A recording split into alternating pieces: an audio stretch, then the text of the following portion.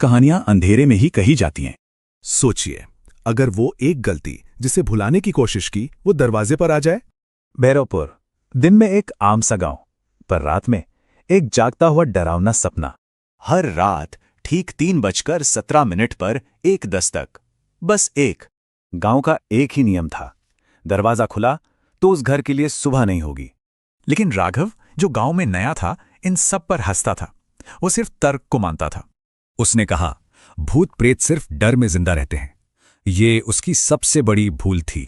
उस रात कमरे में सिर्फ एक ही आवाज थी, घड़ी की टिक टिक। 3:17 और घड़ी की आवाज बंद हो गई। खट खट, दरवाजे पर एक हल्की सी दस्तक।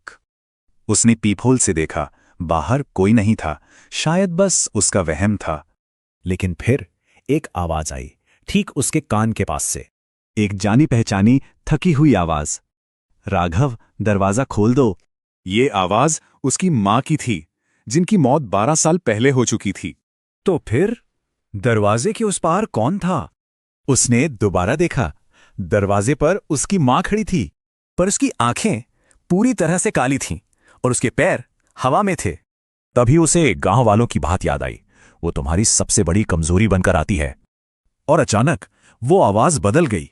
अब वो उसकी मां की नहीं थी। आवाज ने उसका वो सच याद दिलाया जिसे वो भूलना चाहता था, हादसे की रात का सच।